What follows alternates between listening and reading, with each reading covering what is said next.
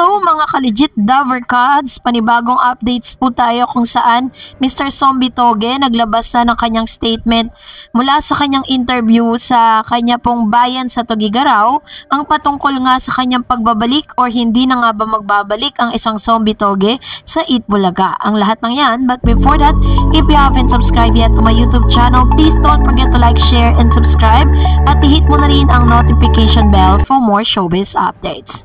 Bago tayo magsimula sa ating updates for today's video, nais ka po muna magpasalamat sa lahat ng mga legit viewers, subscribers, ang lahat ng mga legit na nagmamahal at sumusuporta sa lahat po ng ating mga updates. Maraming salamat po.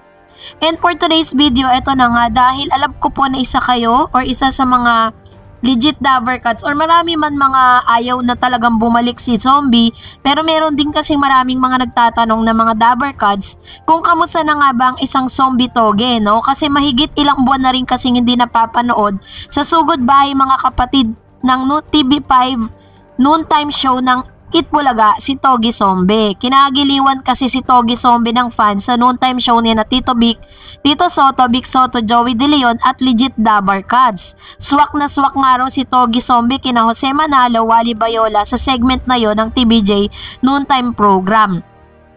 So meron po siyang isang interview dito sa isang mayor po ng Tugigaraw kung saan sinagot niya po ang tanong na ito. Panoorin natin ito. Traditional African kaftan. Yeah. You think You saw that? I saw that. And you were eating the weird food, but I couldn't fault you because we also eat the weird food In here, yeah. That's true. Tama. So how was your trip home? My trip home was very good. Actually, sobrang layo po. It's mga... Are you live? Hindi naman, just video lang. It's going to Yeah. post it. Yes po. Yes po. But You wanna go live? Is it okay? Go. Go live. Go live. That's it. You can go live. Hi guys. I will just say a little, just short highlight. If people are watching now. They should watch. You're here. And I'm low bat. Hello, but ilang So, percent po? I'm 3%. Yeah. Kaya Hi pa. guys. Ano naman ang battery? Low bat ako. Hi guys. Well, we're going live off hours because we have a visitor at the office. He hasn't been back since last year.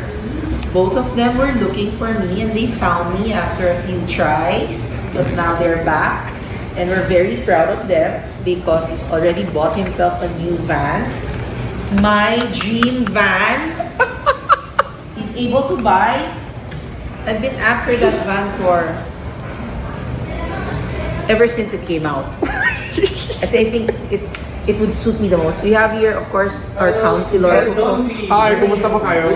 Mark Gayat, the #1 counselor in the city. So guys, guess who's here? Lobat ako, sana hindi makat. I need my charger. They're both back. Sa kanya pong official YouTube channel kung saan ipinost niya po ito na sinagot niya yung tanong kung bakit wala po or almost 3 months na po siyang hindi napapanood sa Eat Bulaga. At dahil na rin nawawala si Toge Zombie sa segment na yun ay marami tuloy ang nagtatanong, tsugi na nga ba talaga itong si Zombie sa Eat Bulaga? Yun po ang mga katanungan. Sabi naman mismo ni Toge ay nakaliblang daw siya.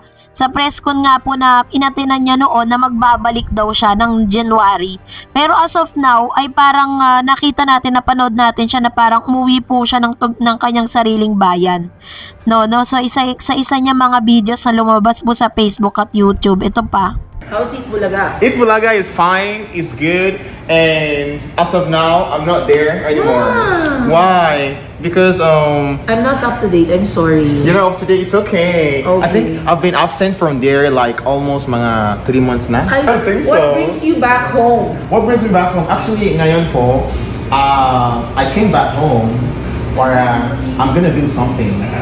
Ito yung gagawin ko. I hope it's not illegal. It's not illegal. It's a male. Oh my gosh. Yes po, lalaki po siya. Lalaki po siya? Yes po. So I'm gonna mix A, tapos bibigyan ko siya ng, what do you call that? Regalo. Okay. Yeah. Your merch. Not merch. Not merch? Yeah. Sidecar. Oh my God, really? Yeah. Who's that guy? Who's that lucky guy? May bibigyan siyang kotse. Okay.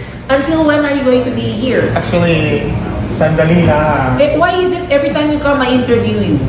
Because it's meant to be. It's not, you be the one doing the interview. Interview for you. You want me to ask you a question? I don't know. Sino pong pinakaunang basher mo sa Big Round City? Ay, yun nasa taas, yun nasa taas. Ganun talaga yun, o, di ba? I'm going to be the most hated person again.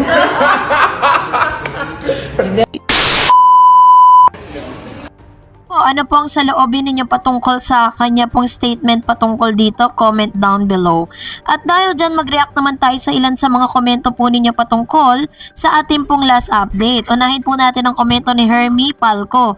Legit Davercads here. Sana magkaroon na ng bagong ang Eat Bulaga, yung pangtapat nila sa especially for you. Kung hindi nila sila magagawa, matutuluyan ng Eat Bulaga sa pagbaba ng rating nila. #Jenny Perry. Ano na, baka naman. Yan. So, ganyan po kasi talaga sa, ganyan talaga sa kalakaran po ng mga ganyang programa. Kailangan talaga, yung consistent ka at talagang ka-creative ka sa pag-iisip ng mga makabago at napapanahong segment.